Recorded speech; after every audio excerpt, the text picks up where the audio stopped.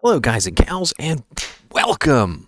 I'm super excited because we finally got information on when Diablo 2 Resurrected 2.4 public test realm patch is finally going live. And apparently it is going live on Tuesday, January 25th. So be prepared. So we're going to go over the patch notes here, or rather whatever they've got to offer us, and we're going to talk about it. So Diablo 2 Resurrected patch balance PTR, freaking awesome. Heroes of Sanctuary, Happy New Year. At the end of last year, we gave you a glimpse of exciting new balance changes coming to Diablo 2 Resurrected. We're pleased to announce the upcoming gameplay additions to PTR, PC only, which will be implemented starting Tuesday, January 25th, PST. Note, character progression of the current PTR will be wiped on Tuesday when we push the patch 2.4 balance build onto the test realm. So all current progress or anything that you've done on the PTR will be erased. This will be our community's first opportunity to experience these changes and share their feedback from their playthroughs. From the very beginning, we've acknowledged that our collaboration with our community helps us craft a better game for all. We hope you participate in the PTR and continue to share your feedback. With your help, we can continue the legacy of making Diablo 2 Resurrected the ARPG we all cherish. If you missed the developer update stream, you may watch it below. Our design director, Robert Gallerani, senior game producer, Matthew Catterquist, joined community content creator, Mr. Llama SC, to highlight our philosophies and improvements being made to our 7 unique classes. And I actually went over this as well. It's up on my my YouTube page. You can take a look at it there, or you can watch the one that's here. PTR Focus and Details. We're ecstatic to make balanced changes that will improve the viability of each class while retaining the class fantasy of our favorite heroes.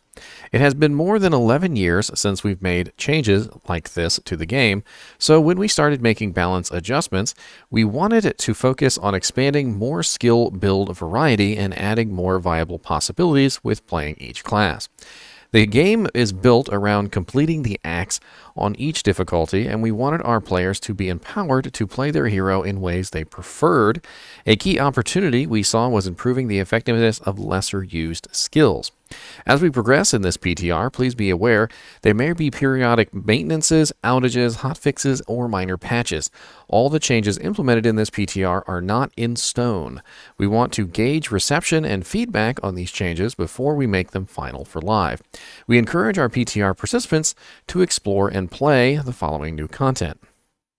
New class balance changes. To ensure that most significant class changes receive an ample amount of attention, we'd love feedback on changes affecting our 7 unique classes. New Runewords. We encourage you to experience the new Runewords that can be created and inserted into correlating socketed gear. Please share your feedback on these new items. New Horadric Cube Recipes. New Horadric Cube recipes have been implemented to complement set items. We encourage you to craft these and share your feedback, especially in tandem with new improvements being made to set items that are generally underused by players. And much more. Mercenary changes, set item bonus changes, new level area changes, item tooltip changes, and other changes to gameplay that have been implemented for testing in this PTR. Your impressions and insights on how these changes affect your experience would be very appreciated. Please leave your feedback in the PTR feedback forum. If you discover any bugs, please report them in the PTR bug report forum. So without further ado, let's dive into these new changes. Ooh, they're going over the changes. Yes! I'm like 5 years old, by the way. Patch notes. Below you will find patch notes for upcoming update for Diablo 2 Resurrected, patch 2.4.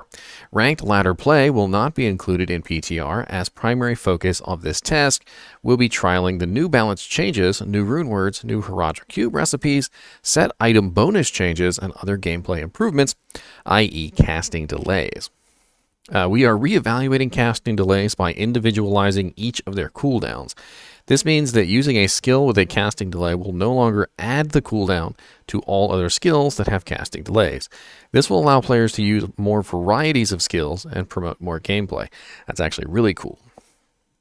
One such skill that I can tell you right off the bat that this really affected was Immolation Arrow. So when you fired Immolation Arrow, even though Immolation Arrow was a delayed ability, if you fired it and then tried to use like Freezing Arrow or something in between, it added a delay to everything else too.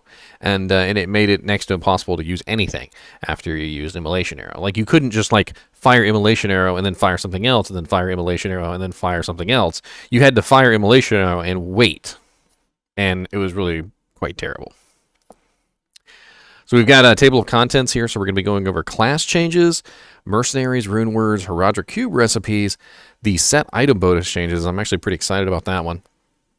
Level area changes, that one's actually pretty exciting. General gameplay changes, item tooltip changes, and how to participate in PTR and character copy. Character copy is definitely going to be nice. So class changes. So we're going to start out with Amazon. Ooh. So before we go any further, let me just say, we did get a lot of this information before in the developer conference, the video that they posted, but these are like the official patch notes, right? So if I see anything that kind of like doesn't mesh up with what the developer said, I'll kind of point it out. But for the most part, we're just going to be reading the notes, and then I'll talk about it later. So we have Impale. This skill is now an uninterruptible attack. Attack rating modification has been removed. Now this skill will always hit the target. The skill now slows the target by percentage for a duration. Fend. Attack speed increased by 100%. Reduce the rollback frames value between each attack. Interesting. So they're trying to fix it from the dodge bug. Power Strike. Removed synergy from Lightning Fury skill. Lightning Bolt synergy increased from 10% to 14%. Critical Strike synergy increased from 10 to 14. Charge Strike synergy increased from 10 to 14. Interesting. So they're doing some rebalancing of the lightning skills on the Javadon. Charge Strike. Remove synergy from Lightning Fury skill. They're really trying to knock off the Lightning Fury skill. I mean, look at that. So you could no longer build Power Strike to buff Lightning Fury. You could no longer build Charge Strike to buff Lightning Fury. You can no longer build Lightning Strike to buff Lightning Fury. And it seems like they're specifically increasing the synergies to decrease the number of required skills. So that's interesting. They're all pretty much the same thing here. They're basically removing them from the Lightning Fury skill, which is the one that everybody uses. And they're increasing the synergy bonuses to the corresponding other skills, I guess, to make them more viable and Lightning Fury less viable, or just simply to make Lightning Fury maybe a little less focused on the melee skills, perhaps, because Power Strike, Charge Strike, and Lightning Strike are the 3 melee skills. Lightning Fury, of course, is the Javelin skill, so maybe they're separating the Javelin skills and the melee skills from each other. That's interesting. Poison Javelin, the skill's damage scaling at high levels has been slightly adjusted. Casting delay will no longer share its cooldown with other skills that have casting delays. Tooltip updated to now display casting delay. Interesting. If you've ever tried to use the Poison Javelins before, they have a horrible casting delay. Plague Javelin, poison duration is now fixed at 3 seconds. Poison Javelin synergy increased from 10 to 14. Casting delay reduced from 4 to 1 seconds. That's excellent. Casting delay will no longer share its cooldown with other skills. Tooltip updated to now display casting delay. Developer comments. We wanted to give more advantages for using Amazon melee skills, so we are freeing up skill synergy reliance on Lightning Fury, which will make the lightning melee skills a cheaper skill point alternative to build around. This is actually really nice. Also, we are improving the power of lesser used melee skills such as Impale and Fend. Lastly, Plague Javelin has received improvements with casting delay, damage, synergy, and duration scaling to further diversify its usage compared to Poison Javelin. So, I actually have a lightning melees on, which is very rare. And one of the things that I did notice when I played the Lightning Melees on was that I was forced to build into the Javelin tree, even if I did not want to. And this was really crappy. And so I am actually kind of excited that they isolated the melee skills from the Javelin skills. Not only is that going to make my Lightning Javazon more powerful in her particular brand of skills, but also will free up some points so she's able to build other things, which is definitely nice. Passive and magic skills. Inner Sight. The skill's radius has increased by 35%. That's actually pretty sweet. Slow missiles now scale instead of staying at a flat 33% base. The skill's radius has increased by 35%. The skill will now reduce enemy missile damage based on skill level. Ooh. Enemy missile damage based on skill level is kind of nice. And it also reduces the speed of the missiles a little bit more than the original 33%. Valkyrie. Casting delay reduced from 6 seconds to 0.6 seconds. That's actually a really good change. Casting delay will no longer share its cooldown with other skills that have casting delays. Tooltip updated to now display casting delay. Dodge. The animation can now be interrupted and will no longer lock out the Amazon from performing other actions. Absolutely great. Avoid. The animation can now be interrupted and will no longer lock out the Amazon from performing other actions. This is really important. I'm kind of concerned, though, that they don't have the third one there. So there's 3. There's dodge, avoid, and evade. And I don't know if maybe they left it out by accident. But that's actually really, really good, especially for the melee Zons, because the melee Zons have a huge problem with this particular type of thing. Developer comments. We wanted to add some quality of life changes to certain passive and magic skills. We improved the radius for Inner Sight and slow missiles, and we gave more reason to invest skill points for slow missiles. Also, we wanted to alleviate the disadvantage of the animation lockout from using the dodge and avoid skills so that players are more willing to spend points on these skills. Interesting. Liking it. Bow and crossbow skills. Freezing Arrow. Mana cost per level reduced from plus 0.5 to plus 0.25. Very, very good, actually, because Freezing Arrow had a huge mana cost, and it was just constantly an issue. Magic Arrow. Increased the amount of physical damage converted to magic damage for base level and per level. That's actually pretty sweet, because Magic Arrow is a very good way to kill physical immunes in the game generally. Guided Arrow damage bonus per level increased from 5 to 7. That's actually great, because Guided Arrow has needed a buff for quite some time, ever since it got nerfed back in 1.09.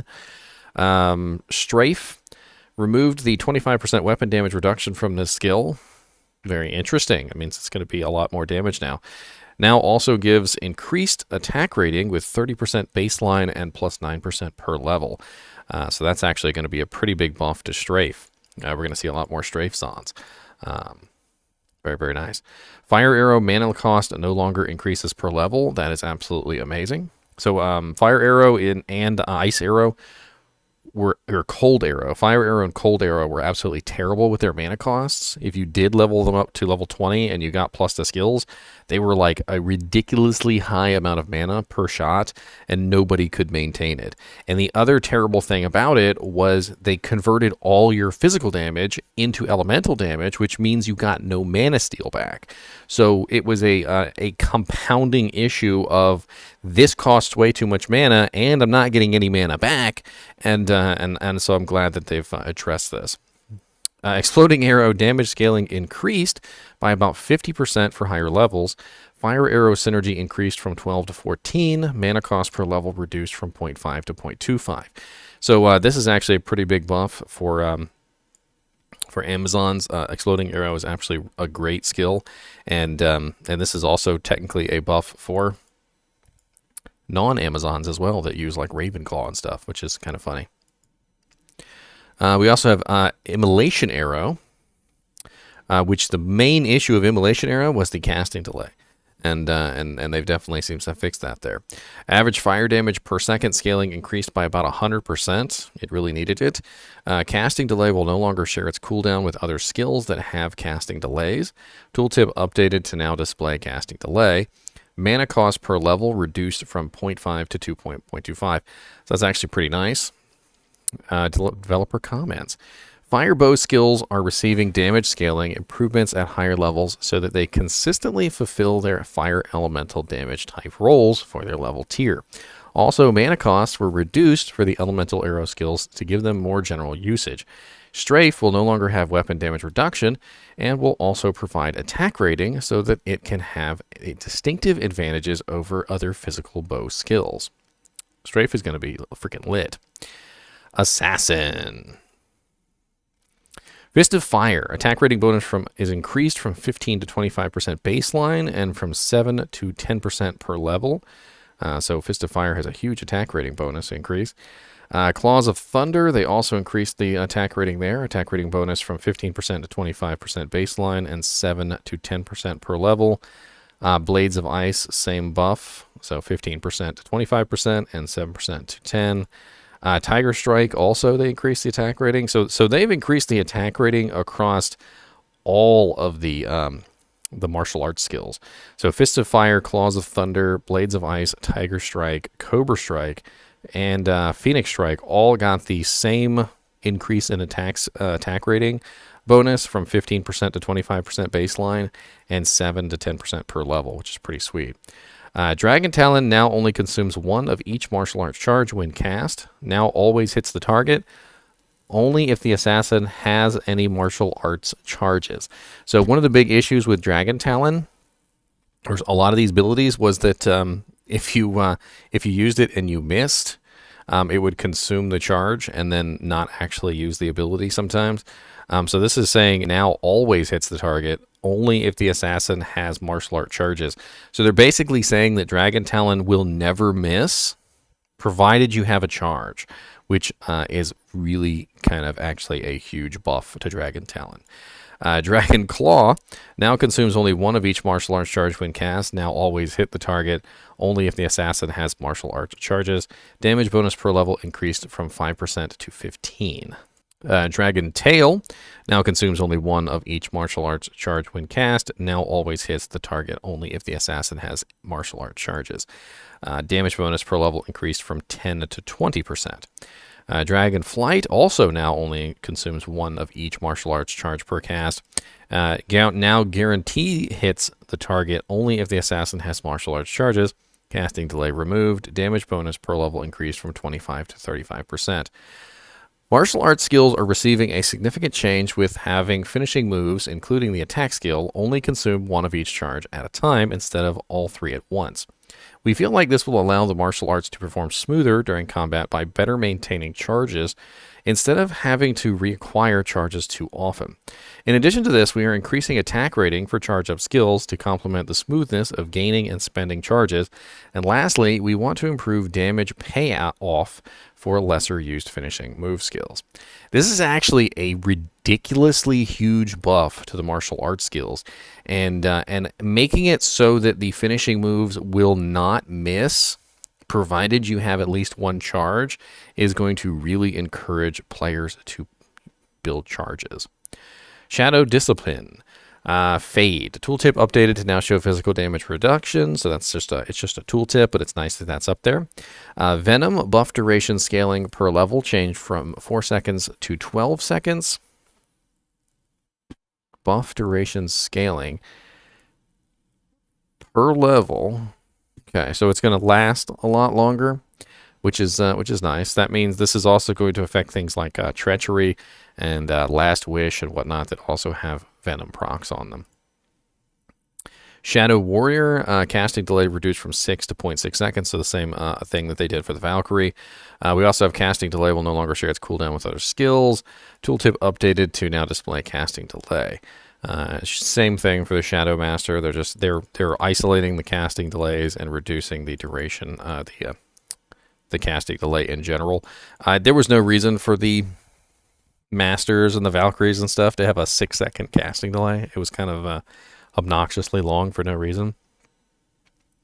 Developer comments, we felt that the shadow disciplines are generally widely used and effective, but we wanted to add some quality of life changes, so we added tooltip clarity, buff duration consistency improvements, and casting delay changes. Traps. Shockweb. Removed synergy from Death Sentry skill. Charged Bolt Sentry synergy increased from 11 to 17%. Lightning synergy increased from 11 to 17%. Casting delay will no longer share its cooldown with other skills that have casting delays. Tooltip updated to now display casting delay. Charge Bolt Sentry removed synergy from Death Sentry skill. Fire Blast synergy increased from 6 to 9%. Lightning Sentry synergy increased from 6 to 9%. Lightning Sentry removed synergy from Death Sentry skill. Shockweb synergy increased from 12 to 18%. Charge Bolt Sentry increased from 12 to 18%. Fire Blast removed synergy from Death Sentry skill. Shockweb synergy increased from 9 to 11. Charge Bolt synergy increased from 9 to 11. Wake of Fire synergy increased from 9 to 11. Lightning synergy increased from 9 to 11. Wake of Inferno synergy increased from 9 to 11. Wake of Fire Blast synergy increased from 8 to 10. Wake of Inferno synergy increased from 8 to 10. Wake of Inferno removed synergy from Death Sentry. Fire Blast synergy increased from 10 to 18. Wake of Fire synergy increased from 7 to 18. So as you can tell, they are not in love with Death Sentry, and they feel like the Trap Assassins use it too much. And so I think it's very clear that when we read the developer comments, it's probably going to say something along the lines of, "We wanted to encourage people to use other traps besides Death Sentry." Blade Sentinel. Casting delay reduced from 2 seconds to 1 second. Absolutely amazing. Casting delay will no longer share its cooldown with other skills that have casting delays. Absolutely amazing.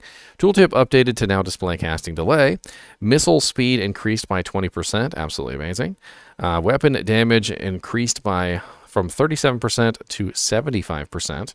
That's absolutely amazing. Blade Fury synergy added 10% damage per level. Blade Shield synergy added 10% damage per level. Both of those are absolutely amazing.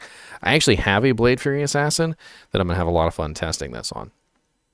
Blade Fury. Blade Sentinel synergy added 10% damage per level. Blade Shield synergy added 10% damage per level. Absolutely great. Blade Shield.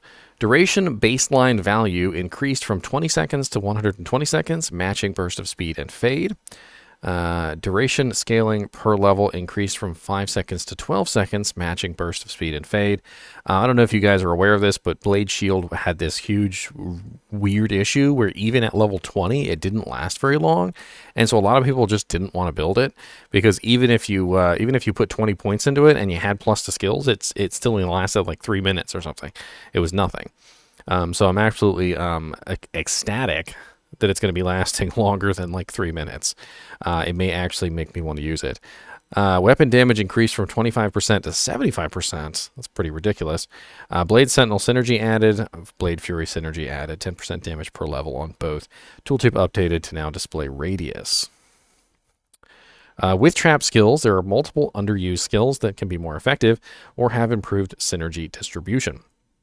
For lightning and fire traps, we are freeing up synergy reliance on Death Sentry to give more build possibilities elsewhere. Also, fire traps are receiving damage synergies improvements to make them more effective at higher levels. Lastly, the blade skills are receiving multiple improvements to make them more viable to dedicated builds around these skills. So very interesting. We've got quite a big buff to the Blade Fury Assassin, and I think you'll probably want to take a look at my Blade Fury Assassin video if you want to build one of these, because it's a very interesting character. And also, it seems like like I said, they're really trying to force people away from Death Sentry and more towards some of the ones that are underused. So now we're on to Barbarian. Hell yes. Warcries, Howl. Tooltip updated to now display radius. That's great. Battlecry, tooltip upgraded to now display radius. Warcry, damage increased by about 30%. That's actually pretty cool because Warcry's pretty nice damage. Tooltip updated to now display radius. Shout, duration baseline increased from 20 seconds to 30 seconds, matching battle orders. Tooltip updated to now display radius. Tooltip updated to now display radius on battle orders. Battle command, duration baseline increased from 5 seconds to 30 seconds to match battle orders. So they're going to last a lot longer. That's actually a pretty big buff to a lot of people, especially those that use CTAs. Tooltip updated to now display radius. Grim Ward, radius baseline value increased. Now also slows and increased damage taken for nearby enemies. Find Potion synergy added with 5% bonus damage per level. So they're trying to make Grim Ward into a skill that people will actually use. And a bonus damage to any monster within the radius sounds pretty awesome. And the slow effect sounds pretty awesome. This might be something we're going to have to play around with for fun. Developer comments. We are adding more tooltip descriptions to Warcries for clarification on hidden skill mechanics. Shout and battle command durations were updated to be consistent with each other for quality of life purposes. For Warcry, we want to make it more effective and rewarding to use at higher difficulties. Lastly, with Grim Ward, we are adding a new functionality and synergy to give more reason to use it. We'll use the skill, which also gives more reason to spend points in Fine Potion. So kind of nice. Combat masteries, throwing mastery, added chance to pierce. So combined with Razor Tail and the new helmet that they're adding, which has 33% pierce, if this even gives you at the very least 33% pierce, you can add 33, 33, and 33, and you will be sitting at 99% pierce, which is absolutely amazing for a throwing barbarian. We added pierce chance to throwing mastery so that the barbarian can better handle groups of enemies with throwing skills. Combat skills. Leap. A baseline minimum distance is increased. Speed of the leap motion increased by 75%. Tooltip updated to now display knockback radius. So now we don't have like super slow hero Hulk jumping. Leap attack. Speed of the leap motion increased by 75%. Damage baseline increased from 100% to 200%. Attack rating baseline increased from 50% to 100%. Attack rating per level increased from 15% to 20%. Leap synergy increased from 10% to 15% damage per level. So they're really working on leap and leap attack here, and that's great because I'd love to see leap and leap attack get more love. They really just were very slow abilities, so that's going to be interesting. Berserk. Shout synergy replaced with battle orders. That's absolutely amazing. Double throw. Added damage bonus with 16% baseline and 8% damage increase per level. So that's double throw never actually had a damage bonus per level. So this is actually pretty darn nice. So they added a baseline of 16%. So when you first get the skill, so it's going from 0 to 16. I don't know why they wrote it this way. And it's going from 0 per level to now 8% per level, which means it's going to do a lot more damage than it did before. Frenzy, increased stamina synergy added, so plus 0.4 seconds per level.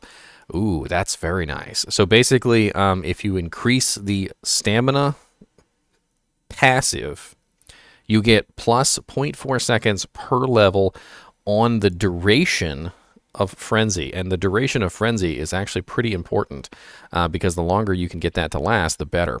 So if we're talking about 0.4 seconds times 20, which means that if we were to stack in 20 points into increased stamina, we could potentially make Frenzy last for 8 more seconds than normal. That is freaking insane. Ooh. So developer comments on this. We want to make the leap skills move a lot faster so that they are less awkward to use. Leap attack is receiving better level scaling to make it a more reliable damage skill to build around. For Berserk, the existing Shout synergy is changing to battle orders because defense loss from the skill contradicts the use of Shout, and this will better connect with the other skill synergy build possibilities. Double Throw will now have a baseline damage increase so that it will not purely rely on synergies for damage. Lastly, Frenzy is receiving a new synergy from the lesser used increased stamina skill to give more reasons to invest points there and add new build diversity.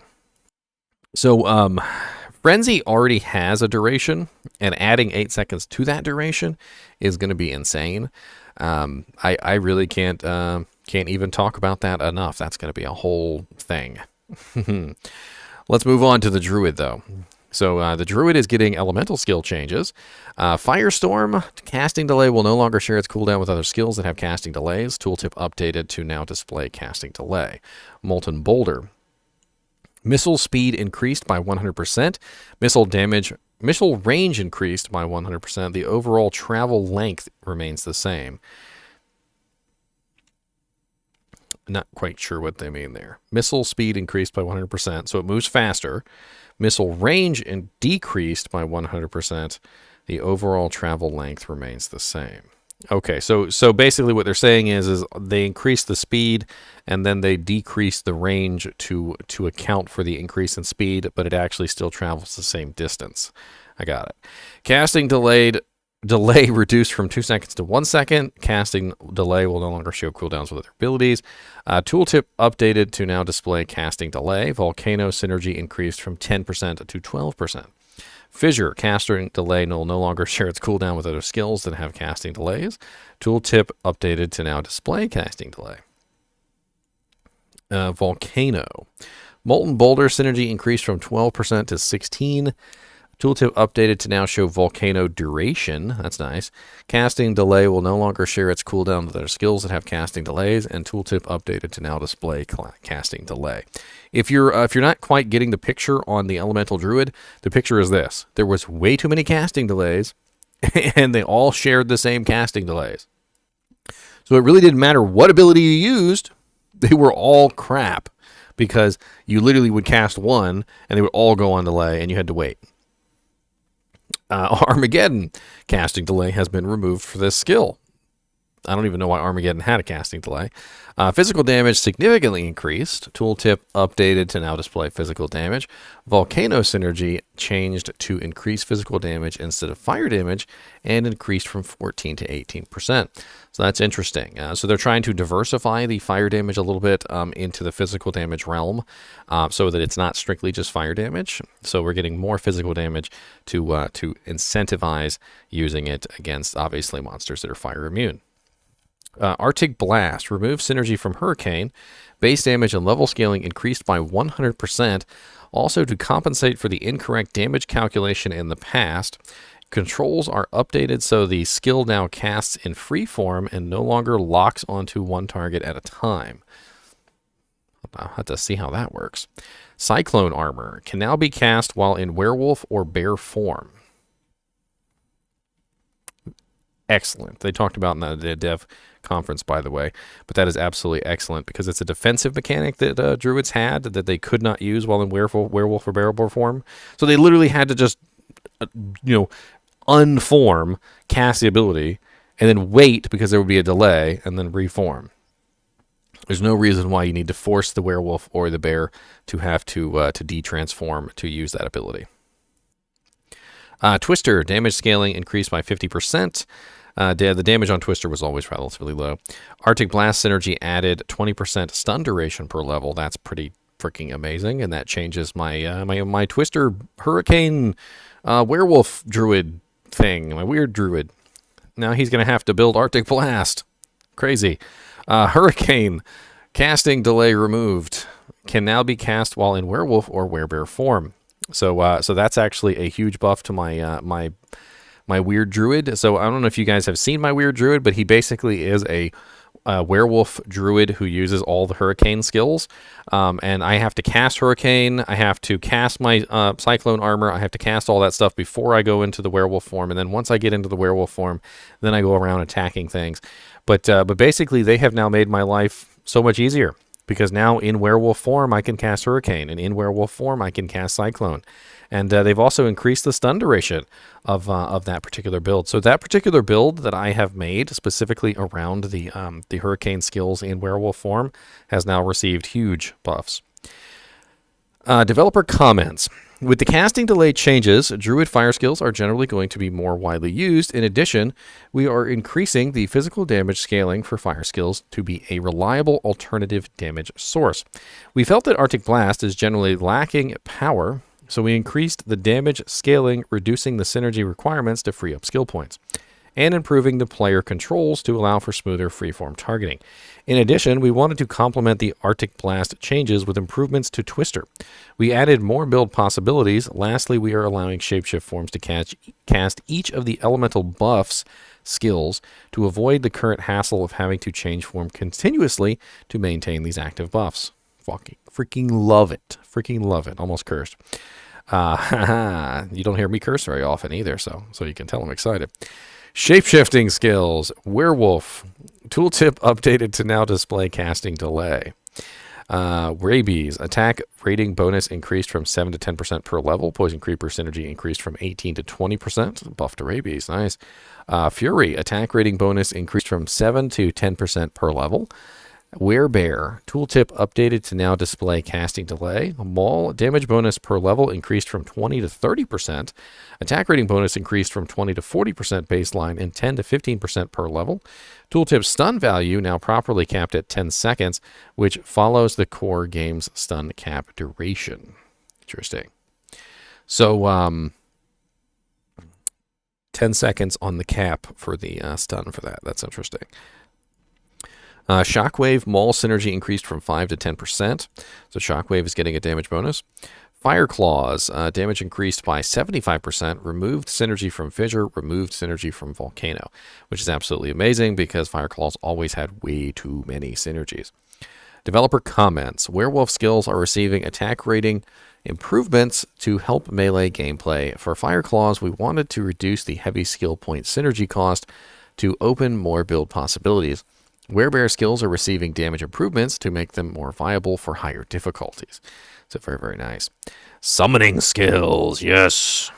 I'm actually kind of excited to build a summoning druid. Don't laugh at me. Oak Sage. Min life and max life values are averaged to always be the same, accurate to the tooltip. Physical damage resist in normal difficulty increased from 0 to 25%. Physical damage resistance in Nightmare reduced from 100% to 25%. What? Must have been some kind of bug that made them stronger in Nightmare difficulty or something. Physical damage resist in Hell increased from 0 to 25%. Heart of the Wolverine. Min and max life values are averaged to always be the same, accurate on the tooltip. So they've done the same exact thing to this. Same 25% increase across the board for physical damage reduction, except for Nightmare, which for some reason is reduced from 100 to 25%. Apparently, the spirits were immortal in Nightmare difficulty. Spirit of the Barbs also has the same changes, but also has a change to the aura. So aura no longer returns a percentage of damage when hit. Now the aura will deal a flat amount of damage when the aura affected targets are attacked. So they're trying out the flat damage. That's interesting. Raven, the number of hits per Raven reduced from 12 to 5 and no longer increases per level. Number of hits per Raven reduced from 12 to 5 and no longer increases per level. That seems like a nerf. Attack rating bonus per level increased from 15 to 30%, now also displays in tooltip. Modified the AI so that the Ravens attack more often. Damage level scaling significantly increased. 12% damage per level from all summons. So summon Spirit Wolf, Dire Wolf, and Grizzly will give 12% damage per level to Ravens. I'm kind of concerned about reducing the number of hits per Raven, though. Why would you reduce the number of hits per Raven from 12 to 5 and then also decrease the number of hits per level to 0? So if you're unaware of how ravens work, is you summon a raven, the raven flies around and it attacks something. And in the past, it had 12 hits, so you basically one raven hit 12 times, and that one raven would then disappear when it reached the 12th hit, and then you would have to resummon them. It says here that they've reduced the number of hits per raven to 5, and they've made it so that the ravens will no longer increase the number of hits, which means that literally after 5 hits, the ravens will immediately disappear, which to me turns them almost into, instead of a summon, turns them into an attack skill. If you're talking about the raven attacking only 5 times and then poofing, you're going to be casting the raven all the time. It's going to be a constant, never-ending thing. Not really quite sure how I like that. But I do like the fact that they're increasing the damage of the ravens. I like that. Summon Spirit Wolf. Min life and max life values are averaged to always be the same. Accurate to tooltip. Attacks now deal cold damage and chill for a duration. Provides utility with chilling and acts as an alternative damage type compared to dire wolves. Damage scaling is increased by 10%. Base life increased by about 80%. Life now increases by 10% per level. Updated the tooltip to display each synergy bonus value. Summon Dire Wolf. Same life changes for the min and max. Damage scaling increased by 30%. Base life increased by 90%. Life synergy reduced from 25% to 15%. This is because the base life was increased and the Spirit, Wolf, and Grizzly now gain life per level. Updated the tooltip to display each synergy bonus value. Summon Grizzly, min and max life values average to always be the same, accurate to tooltip. Base life increased by 15%. Life now increases by 10% per level. Updated the tooltip to display each synergy bonus value. Poison Creeper, min and max life values are average to always be the same, accurate to the tooltip. Poison damage levels scaling significantly increased. Life scaling increased by 100%. Rabies synergy added 10% poison damage per level. Well, that's nice. So the Poison Creeper now gets a bonus from the Rabies. Poison Creeper was always kind of useless with Rabies, despite the fact that you had to build it for Rabies. So it's nice that they're beefing it up a little bit. Carrion Vine, min and max life values average to always be the same and accurate to the tooltip. Life recovery has been reworked to be 1% healing per level instead of using a diminishing calculation ranging from 3 to 12. Solar Creeper, min and max life values average to always be the same, accurate to tooltip. Mana recovery has been reworked to plus 3% mana baseline with 1% per level instead of using a diminishing calculation ranging from 1 to 8. There are plenty of Druid summons that could be improved to better build around. In general, all summons will no longer have hidden randomized health values so that the tooltip is more accurate and so summons perform more consistently. Ravens are getting significant changes to help them function as a spell-like skill for summoning Druids to use.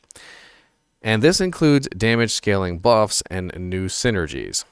From other summons to fuel their damage, wolves are getting improvements to give them more of an identity as damage-dealing summons. The spirit summons are receiving a physical damage resist change across each difficulty to make them survive more consistently.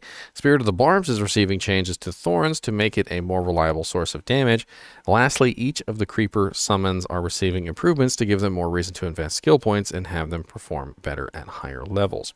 So it's like I thought. They're kind of turning the ravens into an attack ability or a spell as opposed to a summon, which is like I called it exactly, didn't I? And now we move on to my favorite, well, one of my favorites, Necromancer. My army of the dead. Man, we've been going for 42 minutes, and we're only on the Necromancer. We still got quite a ways to go. Summoning skills. Raise Skeletal Mage. Percentage HP per level increased from 7 to 10%. Poison total damage scaling increased by about 750%. Poison duration no longer scales and now lasts 4 seconds. Cold damage scaling increased by about 50%. Lightning damage scaling increased by about 5%, and the tooltip will now properly display the life scaling per level. Blood Golem now gains max life per level. Damage scaling per level has been increased. Damage on the Blood Golem was always awful. Iron Golem. Thorns no longer return a percentage damage when hit. Now Thorns will deal a flat amount of damage when the aura-affected targets are attacked. I'm not really sure how I feel about this, but I do know that it is a change, and Thorns has needed a change.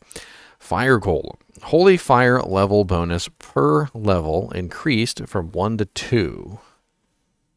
Holy Fire level bonus per level increased from 1 to 2. Oh, okay. So every time you level up the Fire Golem, he would get a Holy Fire of 1 point, essentially. So if you leveled him up to level 20, he had level 20 Holy Fire. So what they're saying now is that the Fire Golem will have level 40 Holy Fire at level 20, which is pretty darn sweet. That means that if you can get him up really high, like for instance, if you could get him up to level 40, he would have level 80 Holy Fire, if that's even possible. We saw developer comments.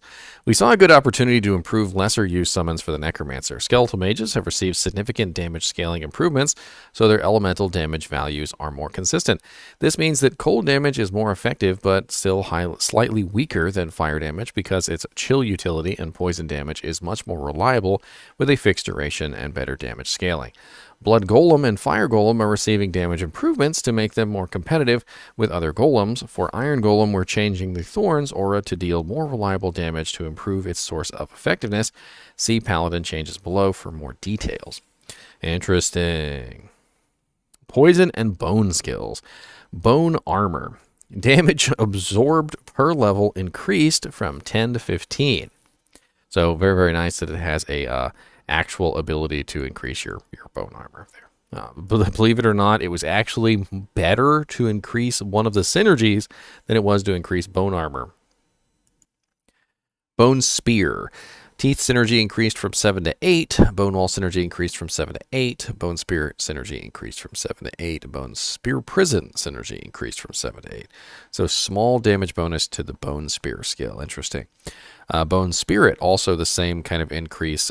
Teeth, Bone Wall, Bone Spear, and Bone Prison have all been increased from 6% to 8%. So it looks like they gave a 2% bonus increase to Bone Spirit and a 1% bonus increase to Bone Spear, which make it translate out to a lot of extra damage. Bone skills are generally well-performing, but we saw an opportunity to improve synergy bonuses to better scale in the late game, and to make their heavy skill point investments more valuable. Additionally, Bone Armor is receiving better damage absorb scaling to make it more rewarding to spend points on the skill itself instead of relying too heavily on its synergies. Curses. Weaken. Damage reduction now scales based on level from just 33% to now 33% and 1% per level. So that means at level 20, you would be looking at 20, so 30, 40, 53% negative to the enemy damage. And then if you manage to get it even higher than that, so let's say, you had a lot of plus the skills, so forth and so on. Let's say you were running like level 35 or something like that. That's like close to 65 or, was 65, 70, so 68%. Reduction to the monster's damage output, which is kind of interesting. I'm not really sure exactly what you would use that for, but it certainly does make Weaken a little bit more interesting than it was before. Tooltip updated to now show the status changes of Decrepify. Developer comments. For the Weaken skill, we added a new damage reduction scaling to give more reason to spend additional points on the skill and to give it a more powerful identity. And we move on to Paladin. Defensive auras. Resist fire. Tooltip now displays the max resist bonus. This is actually good to show these tooltips. This is great for newer players. Resist cold. Tooltip now displays max resistance bonus. Resist lightning. Tooltip now displays max resist bonus. So this is going to be absolutely great for those newer players who have absolutely no clue that this is a thing, and will encourage them to spend points in these particular abilities that they would otherwise ignore. Developer comments. We added more information to tooltips to describe hidden functionality for certain defensive auras. Offensive auras. Blessed Aim. Tooltip now displays passive attack rating bonus. Holy Fire. Area damage now scales based on the distance of the enemy to the caster. This could potentially buff up the Fire Golem, by the way, so we'll keep that in mind. It will now deal a range from 100% damage to 200% based on the furthest distance to the closest distance to the caster. Damage level scaling increased by about 90%. Resist fire synergy increased from 18 to 24%. Salvation synergy increased from 6% to 10%. So they're really going hard at increasing the Holy Fire. Looks like Holy Freeze as well. And just basically these holy damaging abilities, quite a lot. Holy Freeze. Area damage now scales based on distance to the enemy. It will now deal a range from 100% damage to 200% based on the furthest distance to the closest distance to the caster. Interesting. So one thing to definitely note here is that they did beef up the damage of Holy Fire, but they're saying they're not beefing up the damage of Holy Freeze and Holy Shock. So so this is kind of interesting because although I did feel like Holy Shock was in a good place, Holy Freeze was not. So hopefully this bonus damage for being close to the monster will help a little bit. So we've got the same change for 2 Holy Freeze as we have to Holy Shock. So the area damage now scales based on distance to of the enemy to the caster. It will now delay range from 100% to 200% based on the furthest distance to the closest distance. So if you're in melee range, you should be getting the maximum amount. That's probably what this means. Thorns aura no longer returns a percentage damage when hit. Now the aura will deal a flat amount of damage when the aura affected targets are attacked. Sanctuary. Area damage now scales based on the distance of the enemy as well, so they're giving Sanctuary the holy treatment. So it's also getting the 100 to 200% damage based on furthest to distant, as well as closest. So very interesting. Developer comments. We wanted to add more potential to AoE area effect damage auras since they are a capable way for the Paladin to handle groups of monsters. By increasing damage based on distance to the caster, each AoE damage aura will have increased effectiveness while still maintaining the same cadence of visual VFX on the screen. Also, we saw that Holy Fire should scale better at higher levels to be consistent with the general fire damage power compared to other elements.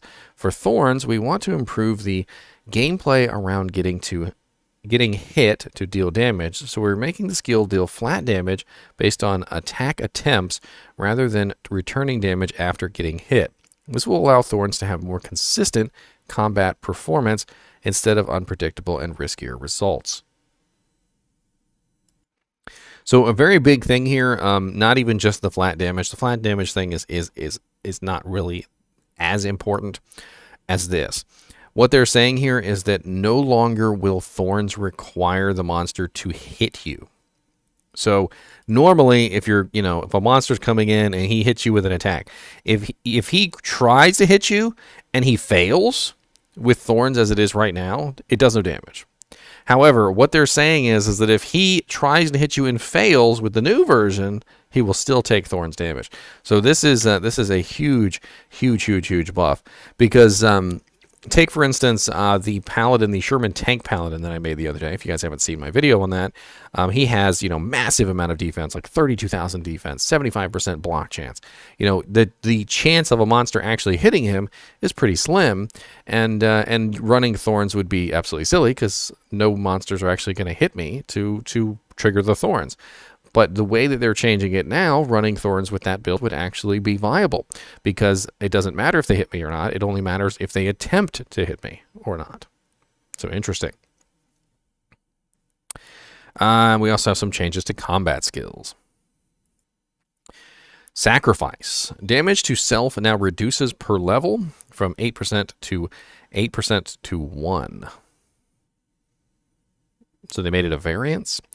Conversion, maximum conversion chance increased from 50 to 90. Oh, great. Conversion converts even more now. Smite. Tooltip now shows that the skill always hits. Interesting. Holy Bolt removed synergy from Blessed Hammer. Damage increased by 50%. Now pierces targets, undead, and allies. Prayer synergy increased from 15 to 20. That means it will heal for a lot more. It's going to heal for a lot more, and it's going to do a lot more damage. The piercing effect is huge for Holy Bolt, because you could never really use it as a healing ability. Because, say, for instance, you had a Paladin who was in the middle of a bunch of monsters, and you were trying to keep him alive. You couldn't actually shoot the Holy Bolt in there and hit him, because all the monsters would block the Holy Bolt. So having it pierce now makes it so that you can actually use it as a healing skill, as it was probably really intended to be. Fist of the Heavens. Casting delay reduced from 1 second to 0.4. Casting delay will no longer share its cooldown with other skills that have casting delays. Tooltip updated to now display casting delay. Holy Bolts now pierce targets, which is the same as the change on Holy Bolt. No longer forces you to attack when out of mana. Improved targeting functionality for auto-acquiring enemies. Interesting. So Fist of the Heavens has always been kind of a very sad ability, mainly just because it takes so long to kill monsters. So like if you have like 100 one of those little pygmy evil demon monster things in Act 3, and you're trying to kill them, you literally have to Fist of the Heavens 1, 2, 3. It's terrible. So decreasing the delay is great, absolutely great. I'm glad to see that. Developer comments. We wanted to improve the lesser used combat skills to give more viable build options. Holy Bolt will now pierce to increase its combat use cases and will have less skill point synergy investment to open more possibilities to spend skill points elsewhere. Fist of the Heavens is also getting the same Holy Bolt pierce changes and will now have less casting delay and improved controls to help make it more effective. Level 30 skill to use. Interesting. Now on to the Sorceress. The Sorceress. Cold skills. Frost Nova. Damage level scaling increased by about 25%, which Frost Nova really, really needed it. Blizzard. Casting delay will no longer share its cooldown with other skills that have casting delays. Tooltip updated to now display casting delay. Frozen Orb casting delay will no longer share its cooldown with other skills that have casting delays. Tooltip updated to now display casting delay. Frozen Armor base duration increased from 120 seconds to 144. That's good. Shiver Armor damage level scaling increased by about 25%. Base duration increased from 120 seconds to 144. Always nice to have the duration of those skills increased. Chilling Armor damage level scaling increased by about 200%. Duration bonus per level increased from 6 to 12. Chill length bonus per level for level 16 increased from 1 to 2, matching Shiver Armor. Defense baseline increased from 45 to 60%. Defense bonus per level increased from 5 to 7%. Frozen Armor damage synergy increased from 7 to 9%. Chilling Armor damage synergy increased from 7 to 9%. With the cold armor skills, we want to further diversify them by ensuring that each has a distinctive advantage. After these changes, Chilling Armor will have the greatest defense bonus and damage potential while still only triggering on ranged attacks. Also, Frost Nova is receiving damage scaling improvements to give it more power where it was lacking in the later game. I'm gonna be honest, Frost Nova was always lacking damage, no matter what part of the game you were in. Lightning skills, Nova. Static field synergy added with a plus 5% lightning damage per level. Absolutely amazing. Thunderstorm. Static field synergy added. 7% lightning damage per level. Duration baseline increased from 32 seconds to 144. Absolutely amazing. Duration bonus per level increased from 8 seconds to 24 seconds. Tooltip updated to now display radius. I really, really like that they're adding in static field synergies because static field is a great skill to build. And I know that it is considered a one-point wonder, but it is also amazing maxed out as well. And giving people a reason to max it out means we're going to see people spamming maxed out static field more often. Energy Shield. Tooltip updated to display more information about the mana consumed and telekinesis synergy. Developer comments. We saw an opportunity to add new synergies for lesser used lightning skills to increase their damage and potential and create new skill build possibilities. So now we have fire. Fire skills, Inferno. Base damage and level scaling increased by about 75%, also to compensate for the incorrect damage calculation in the past. Warmth synergy increased from 13 to 16%. Controls are updated so that the skill now casts in freeform and no longer locks onto one target at a time. Mana cost baseline reduced from 7 mana per second to 4 mana per second. That's absolutely great. Inferno always costs way too much mana. Range baseline increased by 75%. Blaze. Damage scaling increased by about 60%. Warmth synergy increased from 4 to 6%. Removed synergy from Firewall now also increases run walk speed by 2% per level. Tooltip now also displays Blaze duration. Increasing your run walk speed is actually pretty cool. That's that's actually really cool. That might be something that sorceresses want to build so they can run around faster. Firewall. Casting delay will no longer share its cooldown with other skills that have casting delays. Tooltip updated to now display casting delay. Meteor. Casting delay will no longer share its cooldown with other skills that have casting delay. Tooltip updated to now display casting delay. Hydra. Casting delay removed. Limited max number of Hydra groups to 6. Firebolt synergies increased from 3 to 5%. Fireball synergy increased from Firebolt synergy and Fireball synergy both increased from 3 to 5%. We wanted to improve the lesser used fire skills and give more reasons to use them. Inferno is receiving player control improvements with freeform casting like Arctic Blast and better damage scaling. Blaze is often an ignored skill, so we want to free up synergy requirements and provide more utility and power with damage increases, and a new run walk speed buff for extra utility. Lastly, with Hydra, we wanted to improve the gameplay of summoning Hydras to make it easier to use skill in combat situations.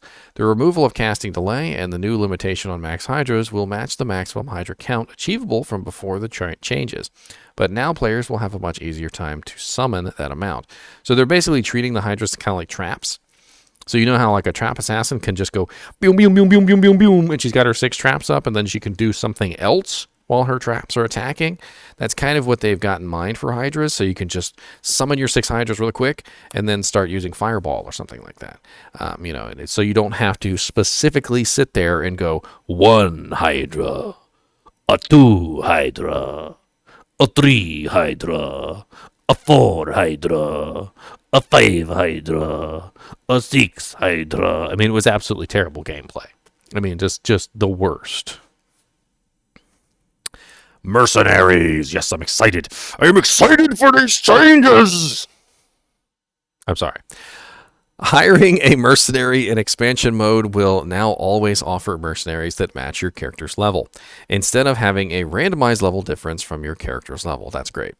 Act 1 Rogue Archer updated the each stat/skill gains in each difficulty to match so that there is no disadvantage of leveling up a hell difficulty mercenary versus a normal difficulty mercenary. That's great. Cold Arrow added freezing arrow. Hell freaking yes. Fire Arrow added explosion arrow. These 2 changes right here are literally going to make the Act 1 Rogue so good of a choice. You guys don't even know. The Rogue Archer is getting new flavored range skills that will scale as she levels up. These new skills should improve her AoE area of effect damage, thus making her more effective ranged damage dealer. So let me just talk very quickly on this. I know this is already an hour-long video, but I've got to talk about this. Freezing Arrow is an absolutely amazing crowd control ability, and if you build a freaking Act 1 Rogue Freezing Arrow bow girl, and you give her a piercing bow and some other things, she will literally lock down any monster that's not immune to cold or immune to freezing, and literally make it so that you can just muay to them.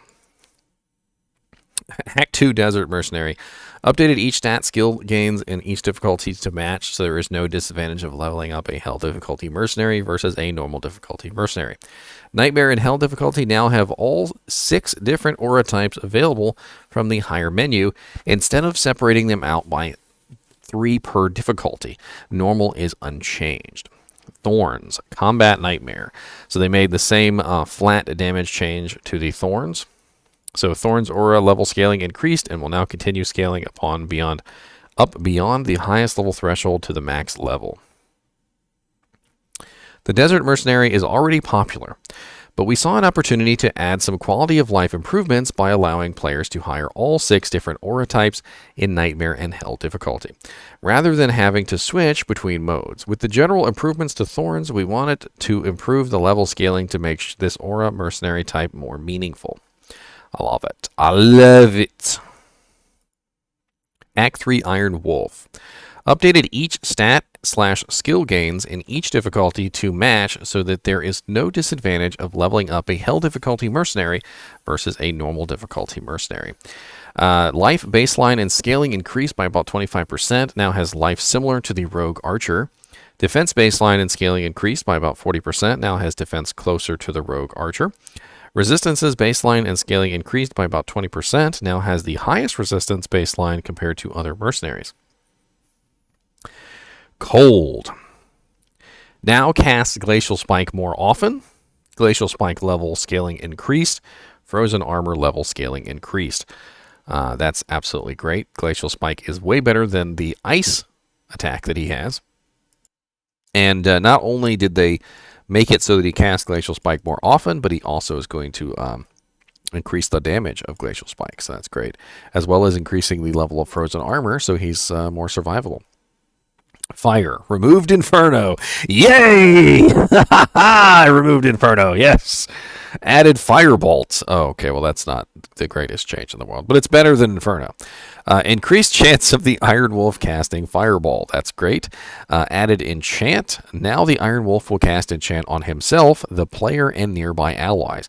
Absolutely amazing change that will make the Fire Mercenary something that people want to use. Bravo. Lightning, added static field. Absolutely amazing change that will make people want to use the Lightning Mercenary. Charge Bolt level scaling increased. Increased a chance of Iron Wolf casting Lightning.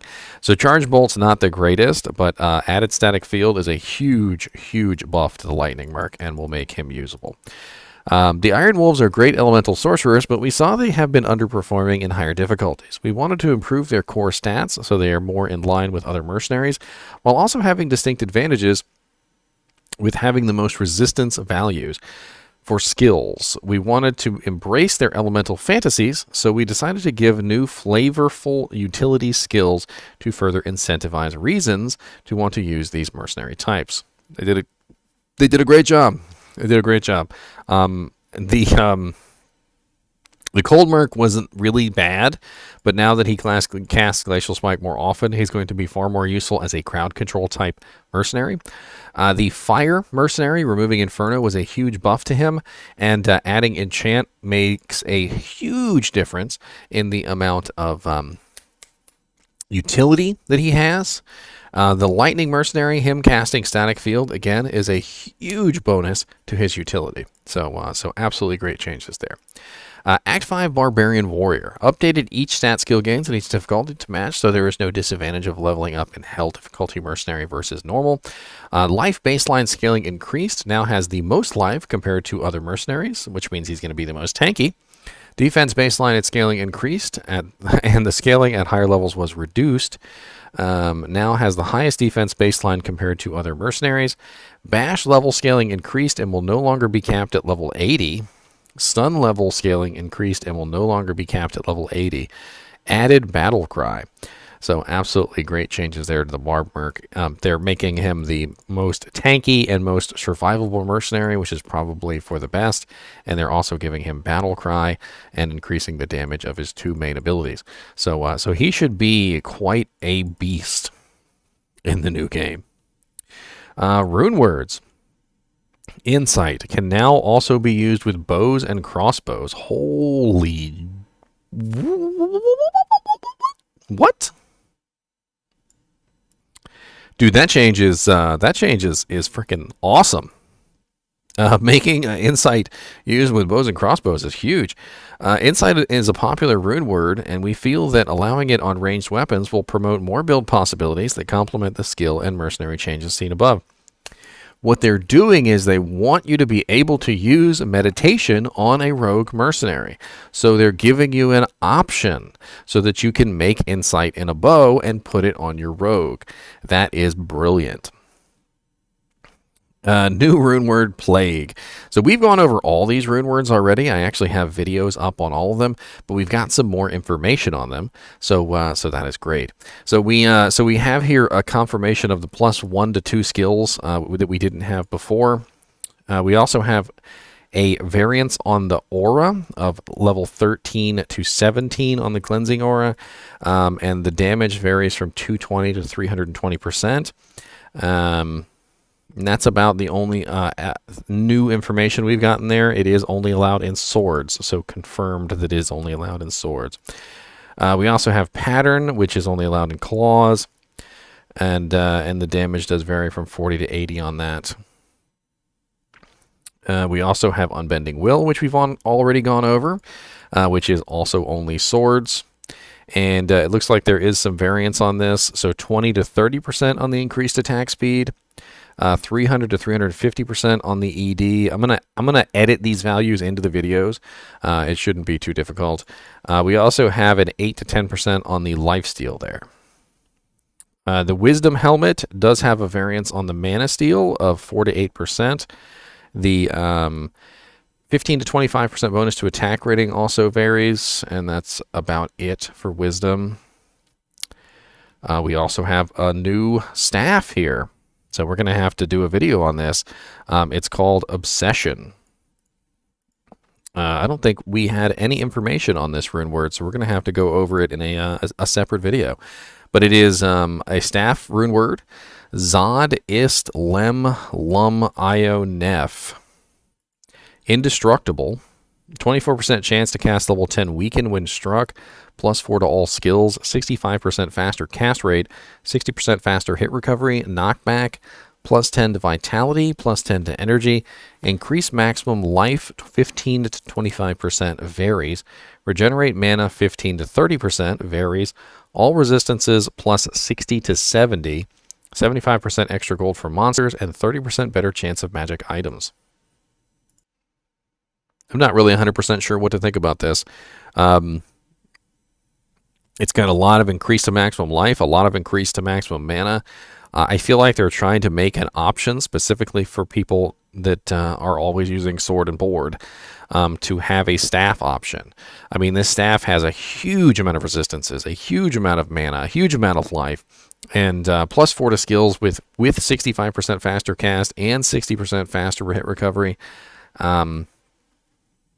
It's a little ridiculous, and it's indestructible, which means you can use it in a ethereal staff, and you can actually bonk things with it, I suppose, if you wanted to. I'm going to have to do a video on that one. We've got Flickering Flame, which does have a variance in the Resist Fire aura, which we were unaware of before, of 4 to 8, and a variance on the enemy fire resistance of -10 to -15%. And the mana varies from +50 to +75. So interesting. We also have the Mist Bow and Crossbow, which does have some variances here. So we've got the concentration aura varies from 8 to 12. The enhanced damage varies from 325 to 375. And it looks like that's it.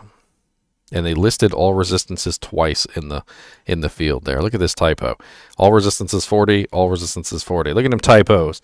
Typos for days. How am I supposed to trust the rest of these if you got typos down here?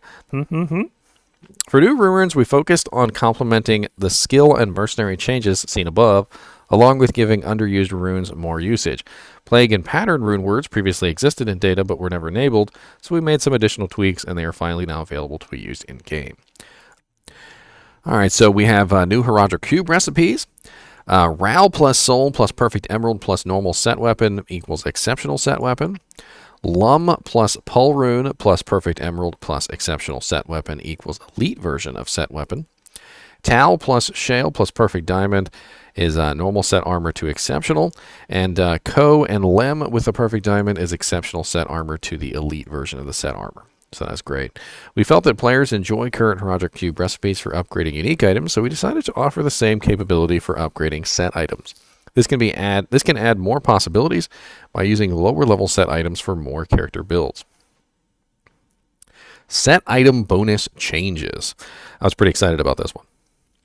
Arcana's Tricks. Increased mana 25 to 50. 2 items. Add regenerate mana 12%. Added +1 to skills to full set. Arctic Gear changed 6 to 14 cold damage to 2 to 198 to maximum cold damage +2 per character level. Interesting. Bullcathos Children increased the 20 fire damage to 200, increased the 25 defense to 200, added 10% life stolen per hit, and added 20% deadly strike for the full set. Quite a few buffs there for Bullcathos Children. Cathan's Trap added regenerate mana 16% for 2 items.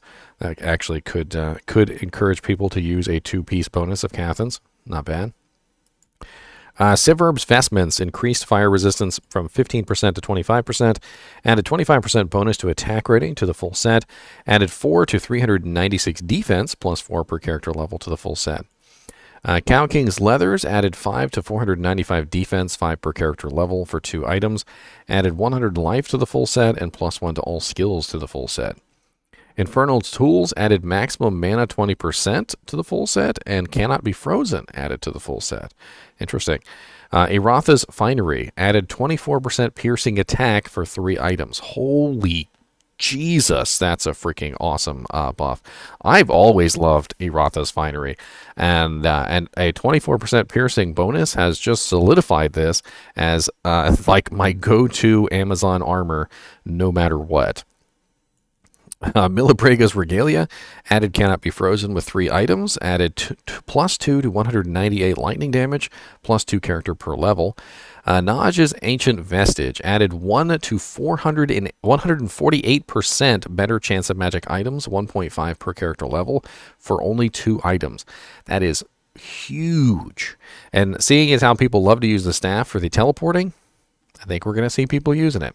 Increased Replenish Life +10 to Replenish Life +20 full set. Added +2 to Fire Skills full set. And added Increase to Maximum Life 12% full set. Sazabi's Grand Tribute. Added Poison Length Reduction by 75%. Added +1 to all skills full set. And added damage reduced by 16% to the full set. If you guys are unaware of this, the damage reduced by is huge because you can actually put this whole set on a Barbarian Mercenary, and combined with all the Barbarian Mercenary buffs, this is ginormous. Because what this means is we're going to have a really nice set to put on a Barb Merc that is super easy, honestly, to get a hold of. Vidala's Rig added 7% mana stolen per hit to items, which is great. Change adds 15 to 20 cold damage. 1 to 148 maximum cold damage, 1.5 per character level. Developer comments: many improvements have been made to set items that are generally underused by players. These will offer more reasons to equip multiple of these set pieces and to give some sets new capabilities to make them stand out more, which further fuels more build diversity. Love it. Absolutely love it. Level area changes. Players must now smash the compelling orb to enter the Durance of Hate. Instead of killing the council, this means that Kalim's Will quest needs to be completed to use the Durance of Hate level 2 waypoint. We saw that due to a logic glitch, players often chose to skip required content within Act 3 by bypassing Kalim's Will quest and not experiencing much of what Act 3 has to offer. We decided to make Kalim's Will quest a proper requirement to complete Act 3, much like how players need to assemble the Horadric staff to enter Talrosh's chamber in Act 2. A lot of people hate that, but I actually think it's a pretty cool change.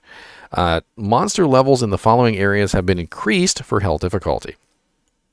Previous Hell level and new Hell level. So Underground Passage has gone to level 85. Stony Tomb level 1 and 2 are now level 85. That's pretty cool. Arachnid Lair in Act 3 is now level 85. Swampy Pit, which nobody ever went in, is now level 85, which is going to give people a reason to go there. Disused Fane, Ruined Temple, Forgotten Reliquary. These are all the little temples. I love going in the 2 temples that are level 85, but the other ones are not, and now they are. Sewers level 1 is now level 85, and Sewers level 1 it's actually, it has a nice reason to go in there now. Abaddon, Pit of Acheron, Infernal Pit, those are all like little portals. Those are all level 85 now, so that's pretty sweet. Drifter Cavern and Icy Cellar are now level 85. So what they've done is they've really taken all the like underused areas that nobody goes in, and they gave you a reason to go there. So I love it. We felt that certain optional areas in Diablo 2 often get ignored on Hell difficulty, so we decided to increase their monster levels to add more incentives with risk versus reward gameplay. We hope this provides more reasons to find loot in these areas. General gameplay changes. Character hit block will no longer apply your character while your character is playing a skill precast animation. Block will still trigger for the skill's post-cast animation. Character hit recovery will now have diminishing returns when being hit by another player. We want to fix some of the awkward lockouts that reject player input from casting skills. For PvP, we added a way to reduce hit recovery spam to prevent edge cases of characters being locked out for too long. Item tooltip changes. Piercing attack to piercing attack %, which is nice. Quantity current stack to quantity current stack of total. X% chance of open wounds to plus X% chance of open wounds. Same thing with damage taken goes to mana, so plus damage taken goes to mana, plus crushing blow, plus fire absorb percent, plus cold lightning magic, deadly strike plus percentage. So they're kind of just changing the way that they're worded so that they're a little bit easier to understand. The piercing attack tooltip will now display its pierce chance value in the tooltip. The quantity value of throwing weapons, ammo, and tome item tooltips will now always just show the total amount to be clear for players. Also, consistency improvements have been made to existing item modifier tooltips so that it is clear that they can stack with themselves. How to participate. To participate in the public test realm, you must have Diablo 2 Resurrected game license attached to a Battle.net account in good standing, i.e. one that hasn't been suspended or banned. In addition, you will also need to download and install the Diablo Blizzard Battle.net desktop app. Restart the Battle.net desktop app, navigate to the Diablo 2 Resurrected tab on the left-hand menu. Step 3, on the Diablo 2 Resurrected screen, there is a drop-down menu right above the play button. Note that this may say install if you do not have Diablo 2 Resurrected currently installed. Select PTR Diablo 2 Resurrected from this little drop-down menu before proceeding. Click Install to begin the installation process. Your PTR account will be created automatically if you do not already have one. The PTR is available in all supported languages, and accounts from all regions are eligible to participate. For additional assistance with installing and launching the PTR, click here. Thank you to the community. Our team is so grateful for your support. Last year we launched Diablo 2 Resurrected, and now it's 2022, and we're stoked to implement these new changes into our game. Thank you for playing, and thank you for your continued collaboration as we get closer to the launch of patch 2.4. We plan to reveal more details surrounding ladder ranked play, so for now, please stay tuned. If you want to learn more about Diablo 2 Resurrected, check out our website here, or for real-time updates, follow our Twitter page. So that's pretty much it for the updates, and I know it's been an hour and 20 minutes, so I'm just going to give my brief thoughts on the updates. I'm going to say, wow. Absolutely wow. They have done a really good job on a lot of this. They are focused on trying to increase build diversity. They fixed a lot of the major issues on a lot of the characters. I feel like a lot of these changes are going to need a little bit of tweaking. Some of the assassin changes seem borderline broken OP, but I guess we'll find out. I do like that they're trying to steer people away from some of the skills that are more commonly used and towards some of the skills that are less commonly used. I love the changes to the mercenaries, especially the Act 3 mercenaries. I feel like the Act 3 mercenary changes are just amazing. I also absolutely love that they are trying to get people into areas that they are otherwise not normally in. That is absolutely amazing. I also really freaking love the fact that there was another rune word hidden in here that apparently no one knew about, or maybe I just completely missed it. I'll have to do a video on that one too. As always, I do appreciate you guys and gals watching my videos, even when they are an hour and 22 minutes long on the patch notes for 2.4 public test realm. And as always, keep watching.